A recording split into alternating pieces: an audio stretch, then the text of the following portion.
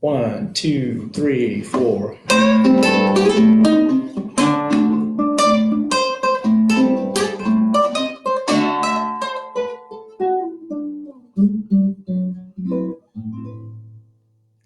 Good afternoon, everyone, and welcome to Colonial Williamsburg's guitar sessions with Wayne and Stephen. We've been playing music here for many years together and in different ensembles on instruments such as the violin, the mandolin, and of course the guitar. Thanks for joining us for this guitar lesson. We'll be covering some beginning exercises and getting you off the ground with your guitar lesson so you'll actually be able to learn how to play the guitar. And towards the end of the session, we'll teach you a complete tune titled Over the Hills and Far Away. And for me personally, the guitar has been a meaningful part of my life for many, many decades. And I also teach for the Montessori school here in Williamsburg. And Stephen, how about you? Well, I've been playing guitar for a long time, and it's enabled me to exercise my creativity as a singer-songwriter. So I perform as a singer-songwriter all around. So we're going to go ahead and dive right in. We're going to start with the guitar's first string. You may have questions about, what about tuning? Should I be in tune? How do I tune my guitar? I encourage you just to grab a guitar or a banjo or a bass or any instrument you may have and just play along. Just think of it as though you're on the phone or texting with a friend and you hear a lot of different types of sounds around you that may or may not be harmonious. That's perfectly fine. Just if your guitar isn't quite in tune with our guitars, please don't worry about it. We're going to be learning some new notes and getting you started on guitar playing's path. A wonderful place to be. So we're going to start with the note E as in everyone. That is the first string on the guitar. It's the thinnest string. That's the first string. That string's name is E as in everyone. So we're going to start by playing 4 E notes on the first string, and then I'll count you in, and then we'll repeat that. Here we go. 1, 2, open E. Then off, 2, repeat. Rest, rest, last time. All right, great. We're going to do the same thing now with the second string. The second string's name is B as in bookbinders. We have bookbinders right here at Colonial Williamsburg. Wonderful trade that we have here. So let's talk about the note B, the second string. It's right here. We're going to play that note 4 times, and then we'll have 4 beats of silence. Here we go. 1, 2, open B. Rest, rest, one last time. I've mentioned the term open a couple of times now. An open string is when the left hand or your fingering hand is not involved. The left hand is not fretting one of the strings. So we're therefore said to be playing an open string. The producer has kindly put up a 2-page PDF file of some sheet music that we're covering today, which I'm going to get to now. I encourage you to download that onto your whatever device or print it out and have that available so you'll know what we're working through. If it's something you want to go through on your own after the lesson, Colonial Williamsburg is going to have this video available. But we're going to do the first line. Excuse me. And we have open E and open B. We're going to be toggling those back and forth. And if you want to follow along with the music, please do so. I also have tablature written out. Tablature is a form of notation that I'll explain in more detail in just a moment. But for right now, we're just going to play. Stephen and I are going to play the first exercise. 1, 2, exercise 1.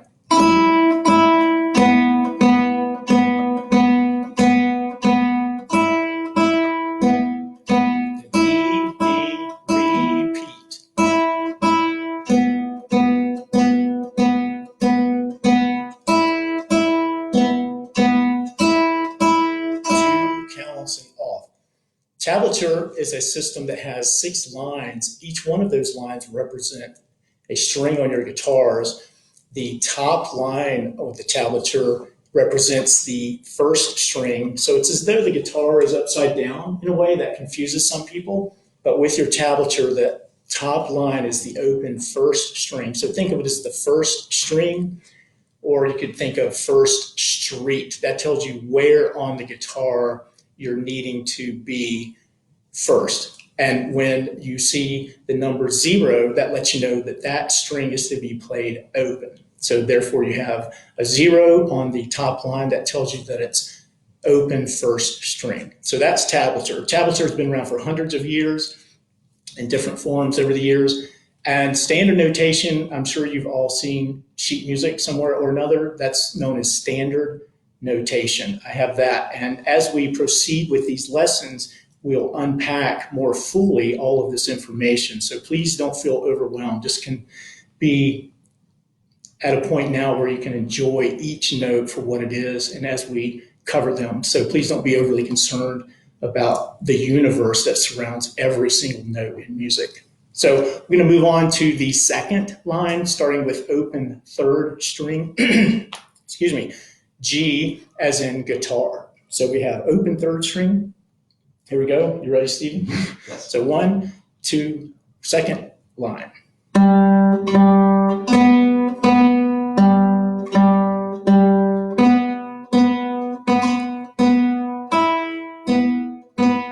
Repeat. 2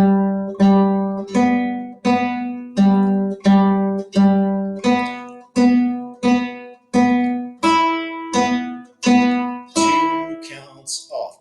You may have noticed that I have the note names listed above the music. For all of those, once I introduce the note, you'll see that note name just once. So we have E as in everyone, B as in book, binders, G as in guitar. We're now going to go on to the third line in the music. We're going to start with open E, and that note is in the top space. And again, I want to underline that we will get into the details of what all those little dots and symbols mean once we move further down the path with our guitar playing over the coming weeks. So Steve and I will now play the third line. It includes the left hand. We have first finger, first fret, F as in fife.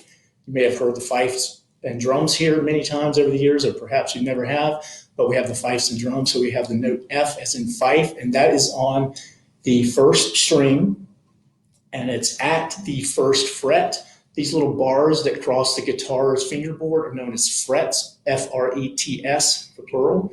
And we're going to be using our left hand first finger, the index finger, if you will. For those of you that have played the piano, or perhaps you still play the piano, I am well aware that the thumb for pianists and keyboard players, the thumb is their first finger, but for we guitar people and string players in general, the left hand first finger is the first finger. So we're going to play first finger, first string, first fret, F as in fife.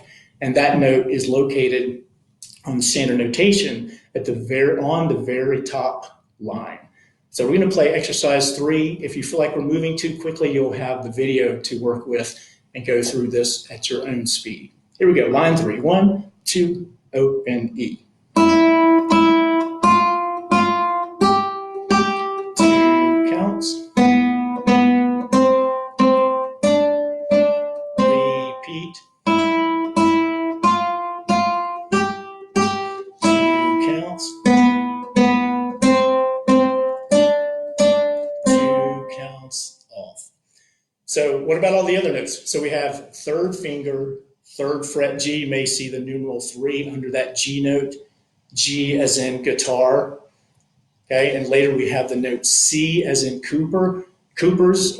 A Cooper is the person that makes barrels and buckets. The Coopers are women and men who do that, a trade here at Colonial Williamsburg. It's a wonderful stop. I hope you'll have an opportunity to visit them and learn about the process of making barrels. A lot of musical instruments during the 18th century came from the old world to the new world in barrels.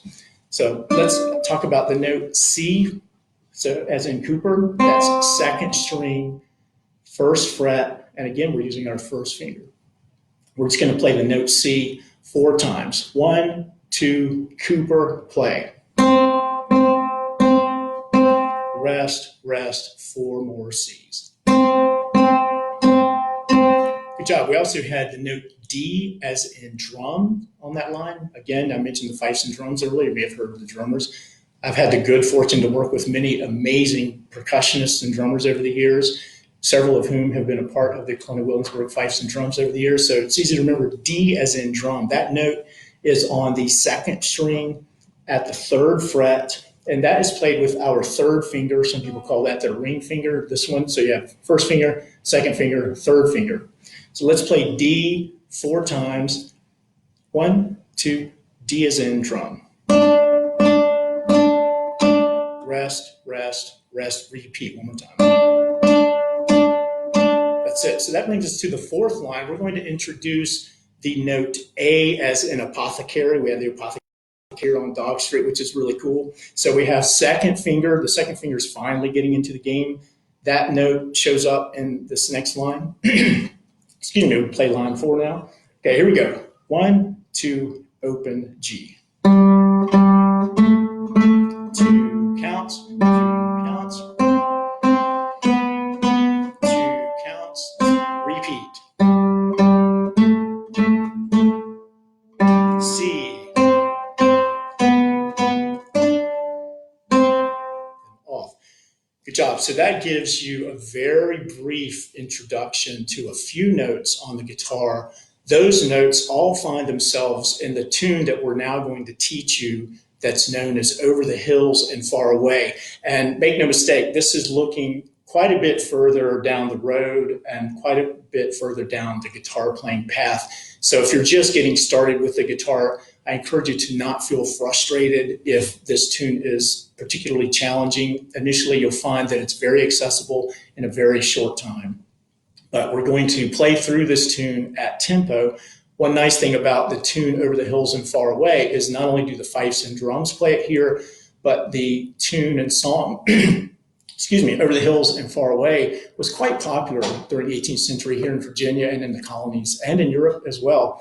And it was performed right here on Duke of Gloucester Street as part of a ballad opera known as the Beggar's Opera. And the Beggar's Opera composer borrowed a lot of well-known tunes, including Over the Hills and Far Away, Green Sleeves, and and wrote new lyrics for them. But a lot of those tunes are very accessible for we guitar enthusiasts. So Stephen and I are now going to play Over the Hills and Far Away all the way through. There are no repeats involved for what we're doing today, and you may recognize a few of the notes we've talked about thus far. They all make an appearance in this tune, and there's one new note in it that I'll talk about and unpack in a couple of minutes. First, we'll play it close to the regular tempo. 1, 2, 3, 4. 2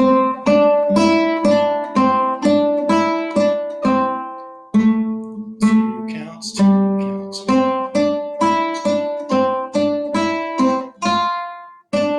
4 counts, next line.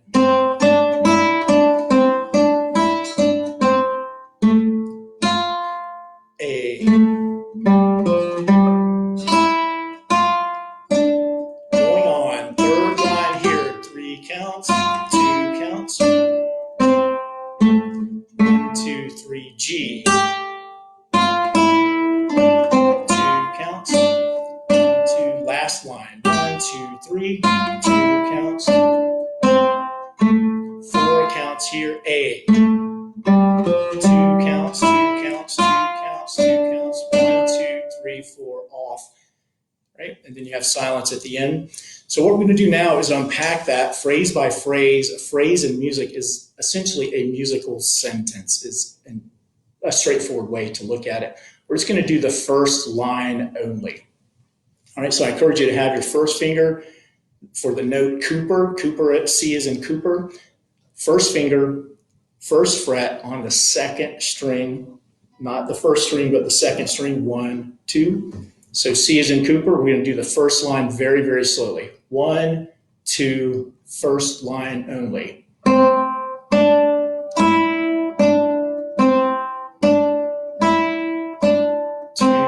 counts, 2 counts, 2 counts, 2 counts. 2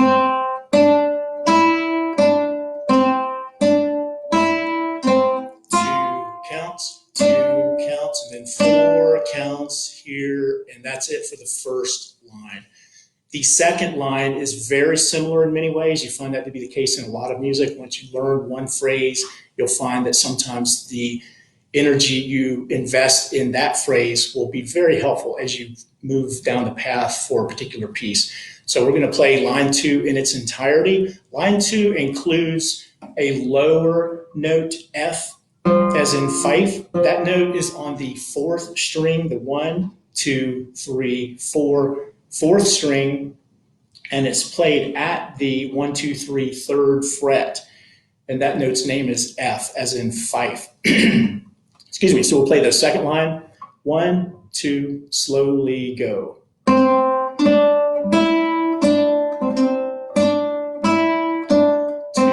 counts, 2 counts, 4 counts here, then A. There's that F coming up. There it is. 2 counts, 2 counts, 2 counts. Right. The 2 notes that we just finished the second line with launch us into the next part of the tune, which begins, or the top of that 3rd line, the very first note at the top is 3rd finger G as in guitar. You may notice that little thing that looks kind of like a planet beside that note. That little thing that looks like a planet is a dot, and it has significance for now. Just know that we're going to hold those for 3 counts. We'll get into the details of why and how all of that works and how these notes interact with one another and are very cooperative with each other. We'll get into all of that over the coming weeks. So we're going to start right at the beginning of the 3rd line, starting with 3rd finger, 1, 2, 3, 3rd finger, 3rd fret on the 1st string. Again, that note's name is G, as in guitar. Here we go, slowly through the 3rd line. 1, 2, 3rd line. 1, 2, 3. 2 counts, 2 counts. 4 counts here, back up to G. 2, 3. 2 counts. 2 counts. 1, 2, 3, 4. And off. That's it for the 3rd phrase. As I indicated before, the phrase we're about to play has similarities to the phrase we played previously. You'll recognize some of its material as you work through these pieces, and as we move down the path, you'll find that many of the elements that compose lots of pieces of music, regardless of style, show up again and again and again. It's like putting a puzzle together. You have little sections of the puzzle, you focus on one at a time, and eventually you put those separate puzzle sections together to form a logical whole. And sometimes when you're working on one little part, it might not be as much fun as playing through a whole song, but it's an important part of the process. Just one bit at a time, just one thing at a time, please. Here we go, the 4th line, 4th and final line for this. 1, 2, ready, G. 2 counts. 4 counts here, then A. 2 counts, 2 counts. 1, 2, 3, 4, then off. And that's it for Over the Hills and Far Away. Stephen and I are now going to play through the entire tune one more time. And as we do that, you may recognize a couple of familiar moments along the path. So here we go. 1, 2, ready, play. 2 counts.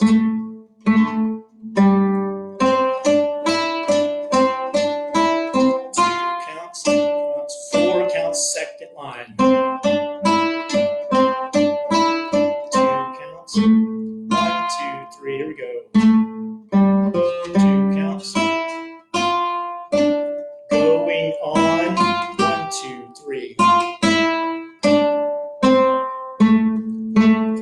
G. 2 counts. 4 counts, 4th line. 2, 3.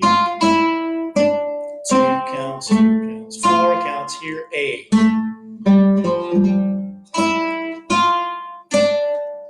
2, 3, 4. And a lot of times at the end of a piece, as you probably know from listening to music, perhaps playing another instrument, when you're at the end of most pieces, or I should say many pieces, perhaps not most, I don't know if it's 51% or not, but at the end of many pieces, you pull into the driveway and you want to hit the brakes, right? So you don't want to keep moving at full speed. So just kind of put the brakes on a little bit and you just silence your guitar. One thing that we've not talked about is the process of plucking, get my hand in the camera here, of plucking the strings, that's something we'll get into. That's a very important part of playing the guitar. For now, if you want to use your right hand thumb or your right hand pointer finger, perhaps a guitar pick that you may have around or in your dryer or washer at home, you may be able to find a pick somewhere or another. They seem to just show up in odd places. But if you have any questions whatsoever about the music that we're covering today, please let us know and we'll try to answer them. And again, we really appreciate you joining us here at Colonial Williamsburg on this live feed, and you'll have this available. So do you have any questions? So we have not had many questions from the audience. They must be stunned into silence, but we did just get one question asking, does sheet music look very different in the 18th century compared to today? That is a wonderful question. Sheet music during the 18th century would be very recognizable to many modern guitar players. There are quite a few significant differences, but as far as an E note, E as in everybody being an E note, that is consistent now as it was. It's as consistent now as it was then. The way it looks and some of the way the notes are set can take some getting used to say the least, in a few examples. But generally speaking, the sheet music is very, very similar in many, many ways. But there are quite a few extremely significant differences. And getting into those differences is outside of the scope, we'll say, of what we're doing here with an introduction to the playing of the guitar. So we're not getting a lot of questions about the lesson per se, but we are getting some questions about what you're going to be doing with this in the future. So maybe you'd like to take this opportunity to let the folks at home know about the future of this program. Fantastic. So moving forward, what we'll be doing is similar to what we did today, where we have a few exercise pieces or exercises. Sometimes people call those studies or etudes, warm-up exercises. Whatever you want to think of them. Some people think of that component of learning to play the guitar as being boot camp for the guitar. Whatever analogy you want to use, it's perfectly fine. But we'll be doing some of that. We'll unpack them more fully. For example, when we talk about the duration of each note, we'll talk about whether a note receives 1 count, 2 counts, 3 counts, and so on. We'll get into those sorts of details and flesh that out quite a bit more than we did today. And when it comes to the lessons each week we plan to have 2 or 3 pages that you can download, have a take home or keep at home, depending on where you are, some sheet music that you can use in standard notation and tablature format. We'll be covering some songs. You can learn how to sing a few songs. Stephen's going to lead the charge with that. And we'll have lessons involving chords. You may have noticed that we've only been playing single notes today.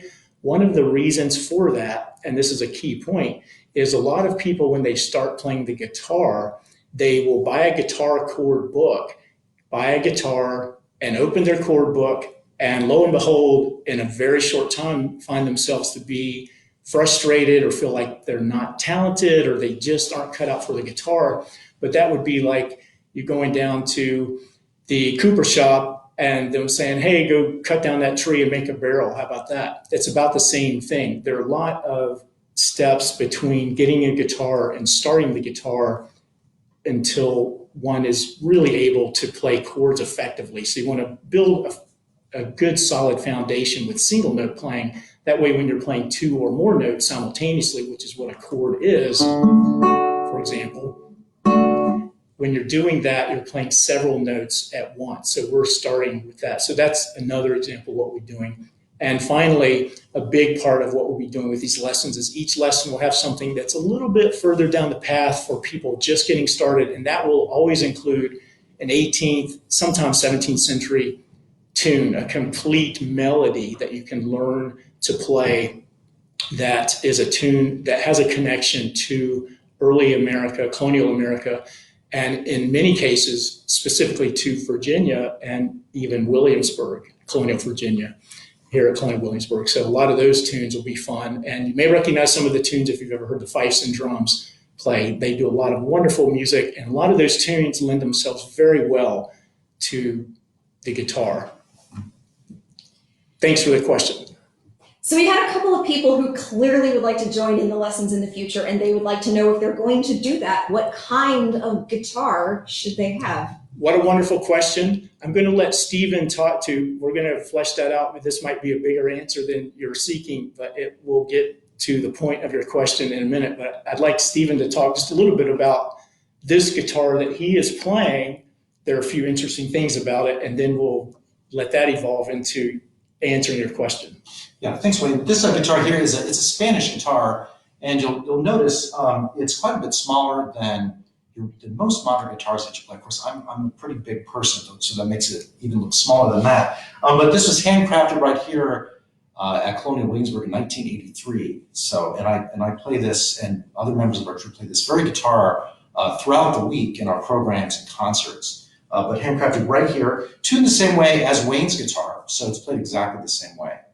And some of the differences between this and a modern guitar is not just size, but it's also the frets here. The frets, of course, are the same length, but the friction pegs here. So with friction pegs, they're operated just like on a violin.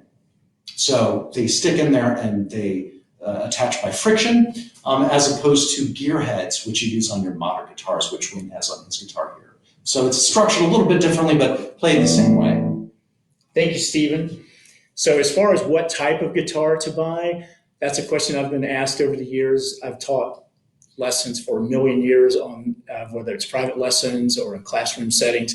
And that's a question I receive all the time. And the simple answer is something that the instrument that you're going to be interested in spending some time with 5 or 6 days a week, 15 to 20 minutes at a minimum each day is useful.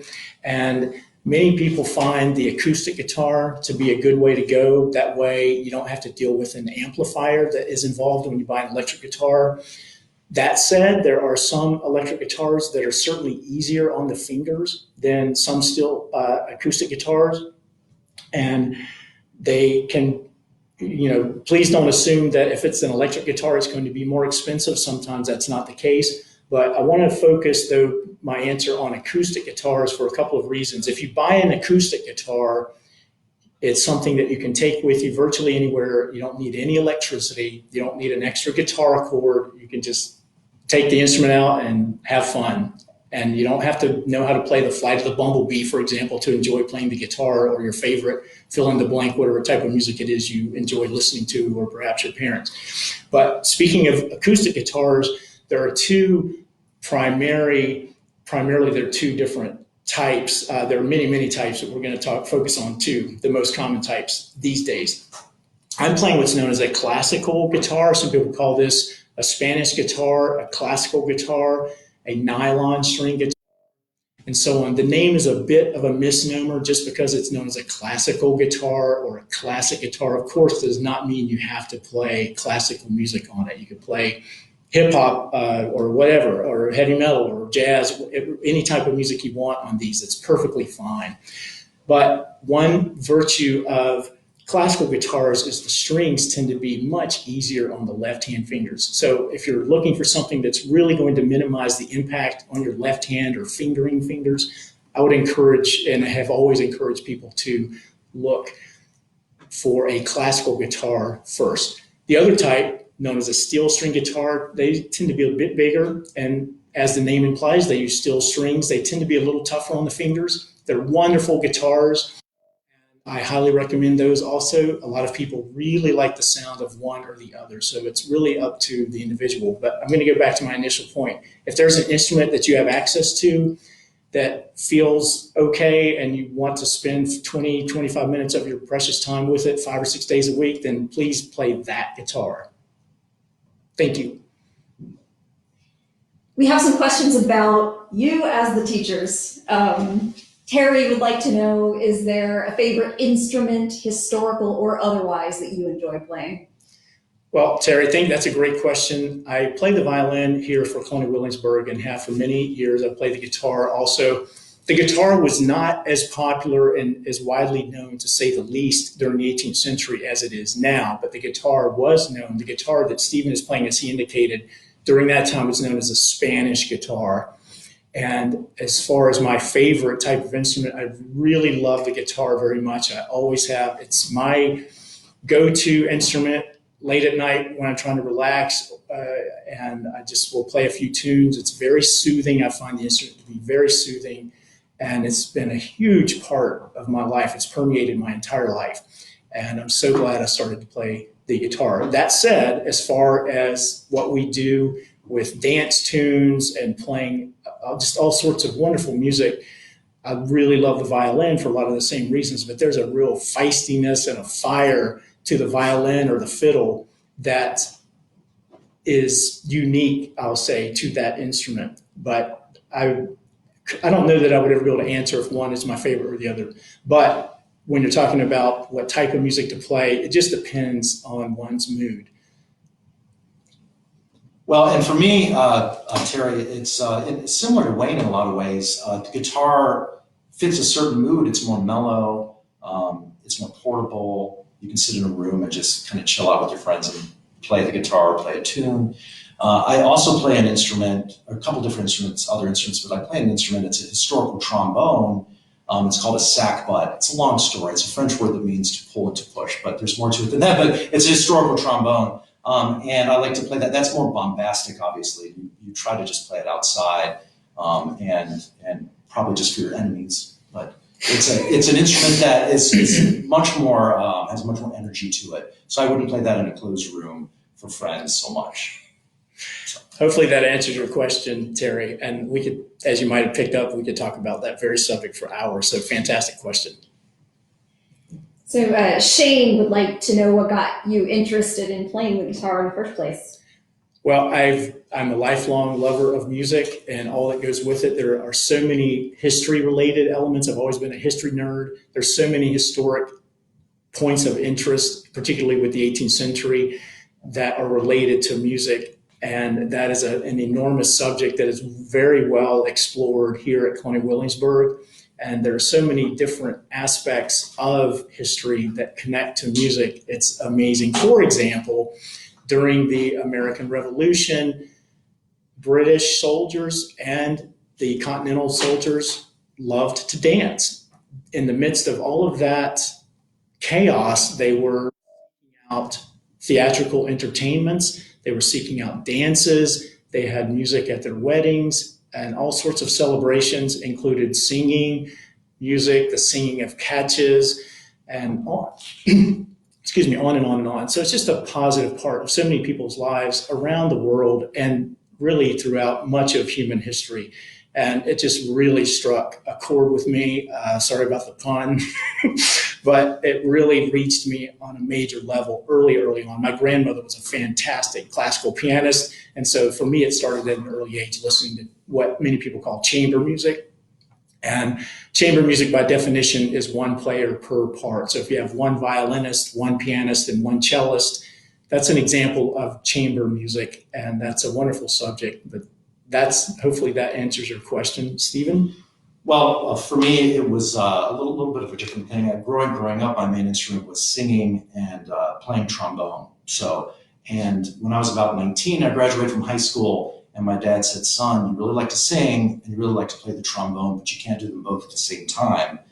So he got me a mandolin, and I played mandolin. Eventually, I started performing at Colonial Williamsburg some years after that. And eventually I discovered that the guitar had a much more full sound.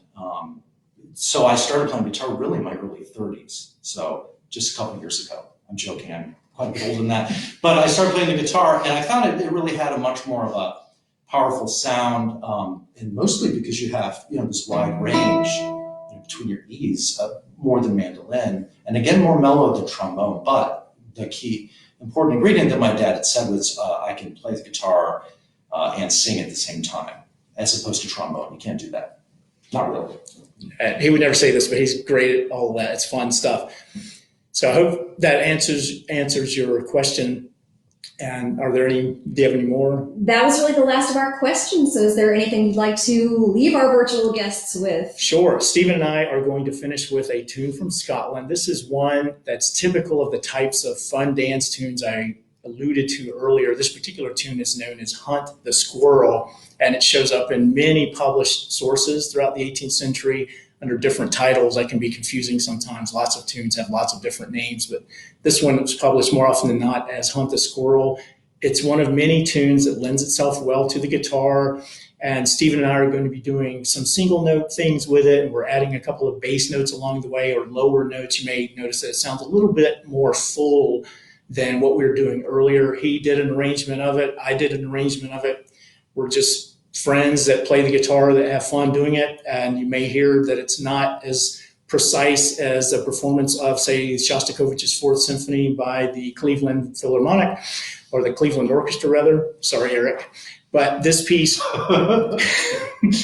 this piece is a lot of fun to play, and it's typical, but it's one that is an example of the types of tunes that we'll unpack more fully as we move ahead. Thank you so much, everyone, for listening. And I must say, in case you've wondered, why are these two people within 4 feet of each other? We certainly respect that we need to be 6 or more feet away from each other. We found ourselves at a rehearsal making some music a few weeks ago when the governor of Virginia, the current governor of Virginia, not Governor Dinwiddie, but one of the current governor, basically made it so it was better to not go around. So we've been quarantined together. So Colonial Williamsburg allowed the two of us to participate with this today. So this is Hunt the Squirrel, and we'll see you next Thursday at 4 o'clock, everybody. Thanks so much. 1, 2, 3, 4.